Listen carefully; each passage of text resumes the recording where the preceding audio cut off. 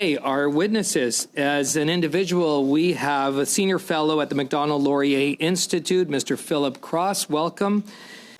Okay, thanks for inviting me back.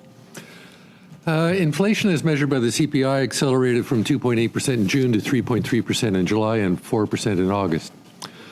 The upturn was widely expected by analysts, including those at the Bank of Canada, because of base year effects. Basically, the drop in gasoline prices last year is being replaced in the index by this summer's high gasoline prices. However, there is more than energy prices pushing up inflation. Measures of core inflation remain stubbornly near 4%, even as lower gasoline prices pull down headline inflation. The cost of services rose 4.3%, led by a surge in shelter, notably a 6.5% increase for renters, as Canada's housing shortage worsened. It is remarkable that the Bank of Canada and the Federal Reserve Board, in their latest projections, do not see inflation returning to its target level until 2025. This admission of failing to achieve their inflation target for another 2 years was not accompanied by a change in policy. However, the growing realization that inflation will be higher for longer is pushing up longer-term interest rates anyway.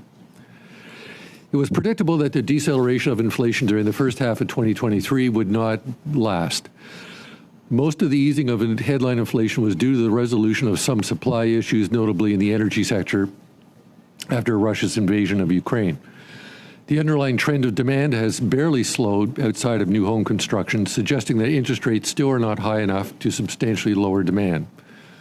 This is especially true in an environment where governments continue to run deficits, notably in the U.S., where the federal deficit of 8% of GDP in the year ending in July is stimulus usually associated with wars and not an economy operating at full employment. Meanwhile, households still have substantial savings accumulated from excessive government transfers during 2020 and 2021. One result is that after an initial downturn in the spring in response to higher interest rates, house sales began to heat up again over the summer after the Bank of Canada prematurely indicated it would pause in further interest rate hikes. The ongoing imbalance between aggregate demand and supply is reflected in continued low levels of unemployment. Low unemployment puts upward pressure on wages, where increases in average hourly earnings remain close to 5%. The upward pressure on wages is continuing to build with several high-profile strikes across North America. While an understandable reaction to higher inflation, continued high wage inflation risk making it difficult to return to 2% inflation. Fed Chair Jerome Powell recently said that wage increases of 3 to 3.5% were consistent with its 2% inflation target. The implication is that sustaining current wage growth of well over 4% is not. It is difficult to analyze the labor market after the pandemic. Many workers left their job during the pandemic, especially workers in low-wage services jobs such as accommodation and food and retailing. There was speculation these workers would move to higher-paying jobs or upgrade their skills by returning to school. In the short run, we did see severe labor shortages in these industries. However, there has been no improvement in aggregate labor productivity. In fact, labor productivity has worsened significantly since early 2021, with 8 declines in the last quarters, and the only increase was 0.1% for a total drop of nearly 6%. The slump in productivity cannot be blamed on the pandemic, as labor productivity in the U.S. fared markedly better than in Canada.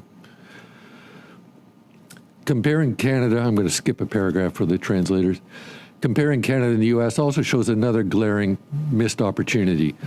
Oil and gas production in the U.S. has risen 40% since 2017, fueled by the technological innovation of fracking and higher prices, especially in Asia and then Europe after Russia's invasion of Ukraine.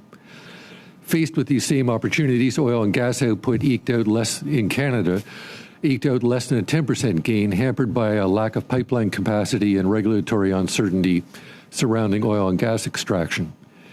It is striking that the same circumstances produce such different results in Canada and the U.S. The surge in the U.S. shows there clearly was a business case to increase production. Nor did higher oil and gas production prevent the U.S. from substantial reductions in greenhouse gas emissions during this period, down 14% from its 2005 baseline versus only a 5% drop in Canada. Canada's attempt to straddle the middle of the road between the opposing lanes of faster economic growth and lower emissions led to its being run over in both directions. We have achieved little economic income growth without lowering emissions significantly.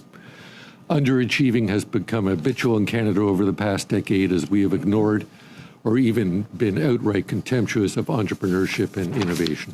Thank you. Thank you, Mr.